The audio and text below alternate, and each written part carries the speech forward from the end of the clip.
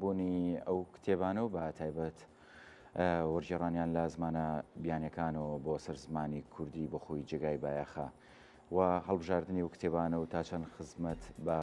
کتێبخانەی کوردی دەکات ئەوە ئەکەوێتە سەر ڕۆیا و خوێندنەوەی ئەو وەرجێڕە و وەرجێڕانی بۆ سەر زمانی کوردی یەکێک لەو کتێبانێک کە هەر لە تایتڵ و ناونیشانەکەی و دیارەکە جێگای بایەخە ئەدەب لە ڕۆژهەڵاتی ناوەڕاستدا وەرجێڕاوەتە سەر زمانی کوردی بەڕێز لەگەڵ دکتۆر دانا ئەحمەدا قسە باسی لەسەرەکەم کا بەڕێزیان ڕووناکبیر و وەرجێڕن زۆر بەخێرەوەی سپاس بۆ ئامادەبوونە دکتۆرجان بچمە ناو کتێبەکەەوە یان شعرێکمان بۆ خوێنیتەوە تۆزێکشی بکەینەوە یان کتێبەکە بڕۆین لەگەڵ یا تێکەڵێکین لەگەڵ باشە بابێمە سەر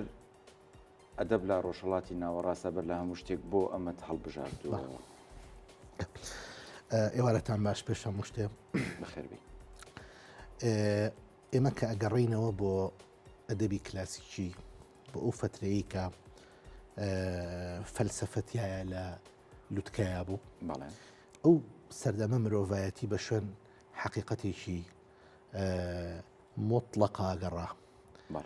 ئەمەی کە لە ناو ڕۆژهەڵاتی ناوەڕاستە بەگشتی ئەگوزەرا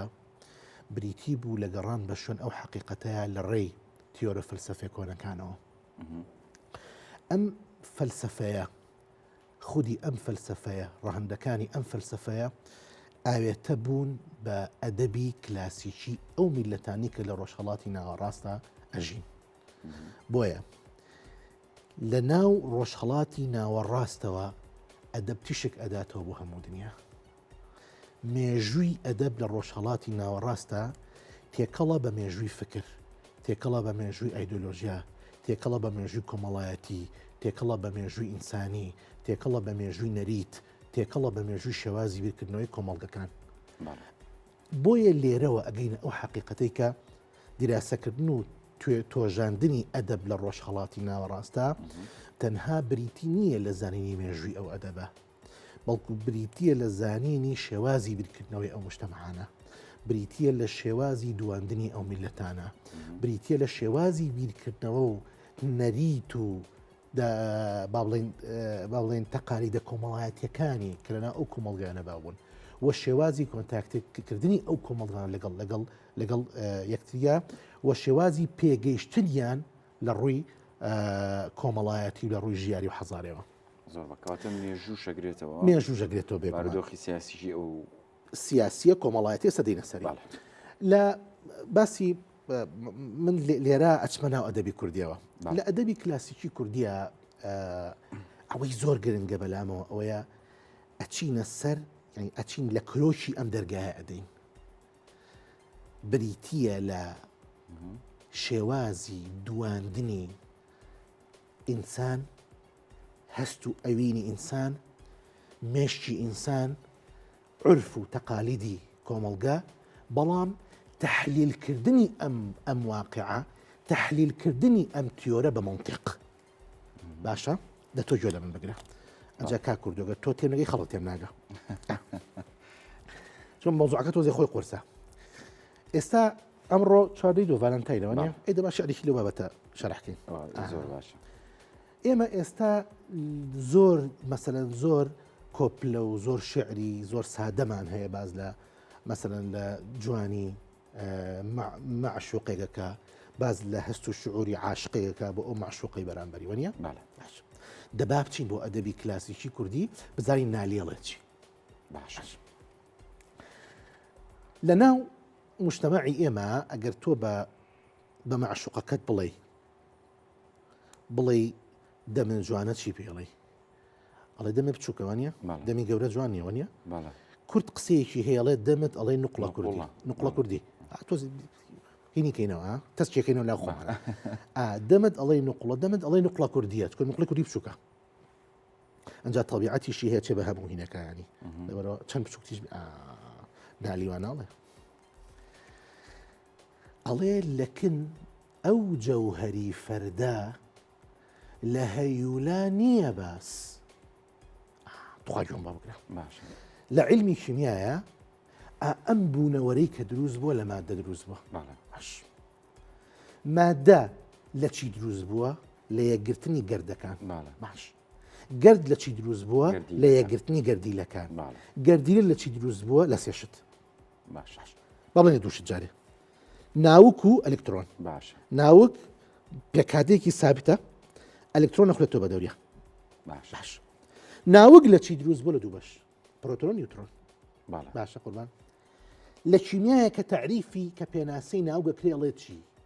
ئەڵێ ئەو بەشەیە ئەو بەشەی مادەیە کە توانای دابەشبوونی نییە لەبەر بچووکی ئەو بەشەی مادەیە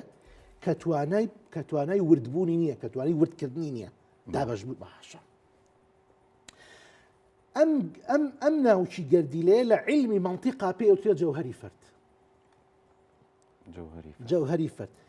نالی ناڵێ لەکن ئەو یارەی من ئەو مەعشوقەی من کە دەمی ئەوەندە بچووکە ئەڵەی نقڵە و چوزانم ئەوەندە بچووکە قابلی دابەشبوون نییە ئەڵێ لەکن ئەو جەوهەری فەردە کینایە لە دەمی مەعشوقەکەی ئەڵێ ئەوەندە بچووکە کە ئیتر هی ئەوە نیە لەوە بچووکتر دابەشکی بەشە بیکێ بە دوو بەشەوە چەند جوانە لەکوێ لە هەیولا هەیولا یعنی ئەسڵ و فەسڵی هەموو مادەیەک لەم بوونەوەرەیە کە هەموو ئەم شتانەی کە من و تۆی بینین و عالەمی غەیبیشی لەسەر دروست بوو یعنی هەموو سوورەیەک هەموو ئەسڵێک چەند مهمە ئەمە منطقە ئەمە تەفسیرکردنی شعور و هەستێکە بە منطق ناڵێت تۆ دەمە نقڵە کوردیە ناڵێت تۆ دەمە ئەوەندە بچووکە وەڵا دەمە ئەوەندە بچووکە لەوە بچووکتر نییە دەمی لەوە بچووکتر نییە نەخێر ئەو دەمە قابلی دابەشبوو نیە نا ئەڵێ لەکن ئەو جەوهەری فەردە لە هەیولا نییە بەس ئەزانی لەبەر ئەوە کە ئەچینە ناو ئەدەبی ڕۆژهەڵاتی ناوەڕاستەوە ئەم حەقیقەتانە بینینەوە ئەو حەقیقەتانەی کە چۆن بە منطق تەفسیری دیاردەکانی ژیانەکرێت چۆن بە منطق تەفسیری دیاردەکانی ژیانەکرێت بۆیە بەڕاستی ئەم ینی بنەما و بنەواشەی ئەم کتێبە لەسەر ئەو بنەمایە دانراوە زۆر باشە هەبوونی هەرتەنها با بڵین ئەدەبیاتی کوردیە لە نێو کتێبەکە ئەدەبیاتی وڵاتانی تری ڕۆژهەڵاتی ناو نەخێر بەشێکی زۆر کەمی ئەدەبیاتی کوردی کتێب وەرگێڕاوە دانراو نییە ئەم کتێبە یەکێک لە ڕۆژهەڵات ناسە گەورەکە بەناوی جێنراوە تەلیفی کردووە کە وەرگێڕاوەتە سەر زمانی عەرەبی و من لە زمانی عەرەبی و کردووە بە کوردی ئەم کتێبە بۆ خۆی ئەو فترە زەمەنی کە باسێکە باز لە گۆڕانکاریە کۆمەڵایەتیەکانی دەوروبەری 1970ەکانەکە بە زۆر بە تەحدید لە دوای جەنگی جیهانی یەکەم و دووەمەوە لە ڕاستیە لە پێشیان لە دوایی لە دوایەوە باسەکە ئێستا پێ دەڵام چۆن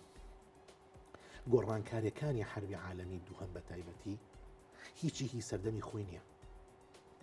هیچی هی سەردەمی خۆی نییە بۆ نمونە کە باز لە میسڕەکرێ لە قاسم ئەمین بۆ نمونە کە یەکێک لە کتێبە هەرە باشەکانی بە ناوی ئازادی ژنەوە دانا ئەزانی و یەکێک لە زاراوە هەرە باوەکانی دانا دوای وەرگێڕایە سەر زمانی فەرەنسی بە ناوی خێزانی بنەواشەیی ئەمە یەکێک لەو زاراوانەی کە قاسم ئەمین دایناوە خێزانی بنەواشەیی واتە وەستانەوە دژی فرەژنی وەستانەوە دژی بوونی زیاتر لە ئافرەتێ لە ماڵێکە بە ناوی هاوسەرەوە بە ناوی ژنەوە باشە ئەم کتێبە وەکو شۆڕش وەکو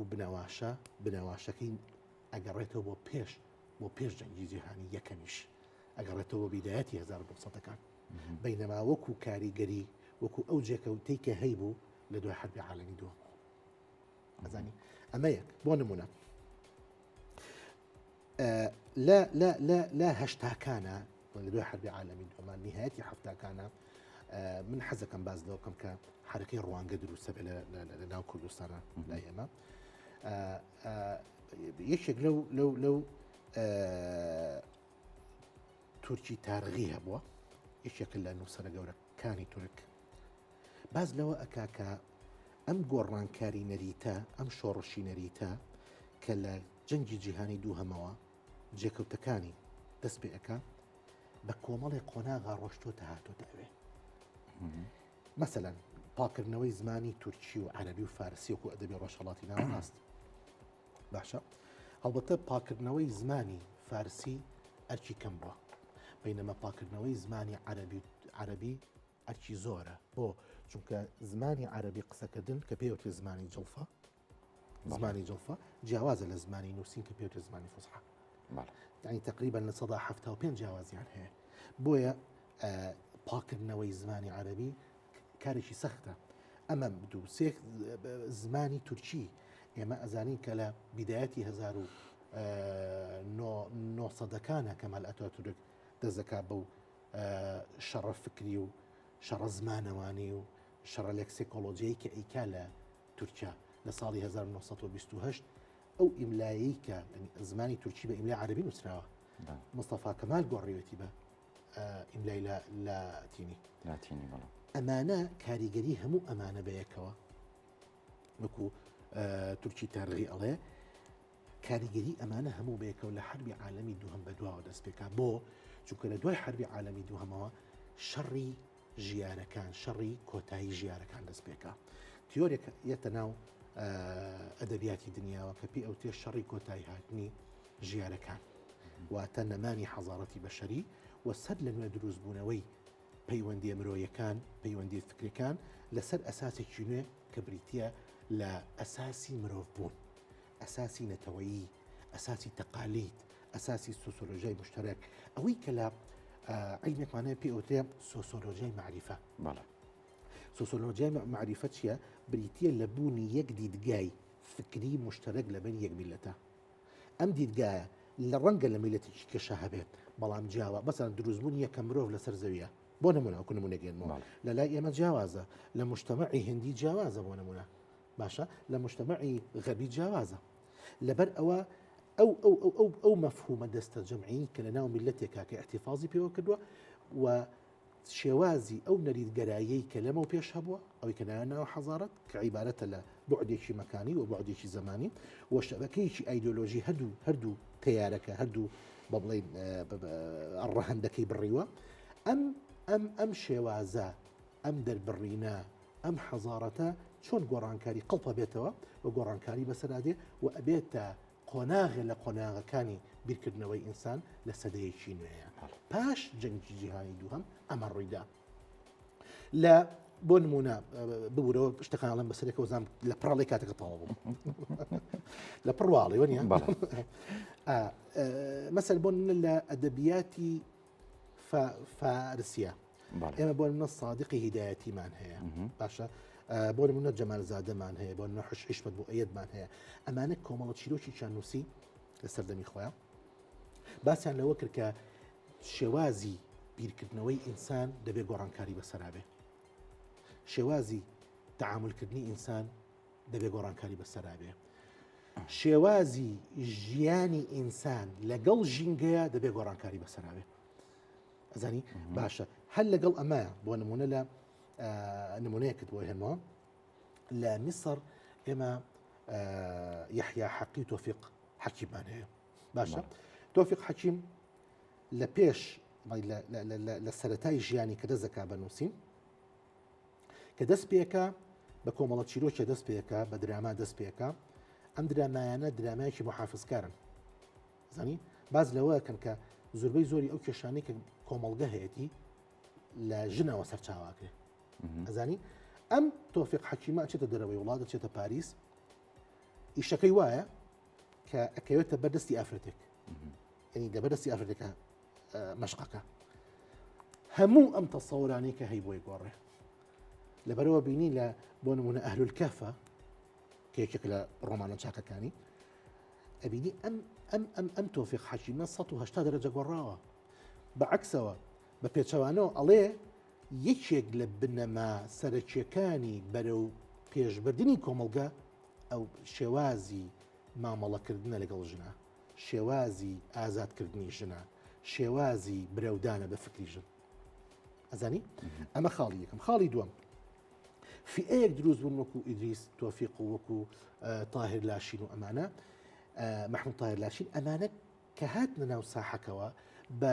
بە عقلیەتێکەوە هاتن خۆیان طبیب بوون دکتۆر بوون باشە ئەهاتن ئەو ڕووداوانەی کە ڕۆژانە تووشیان ئەبوو ئەمانەیە نەکردە هەوێنی چیرۆکەکانیان بەو هیوایی کە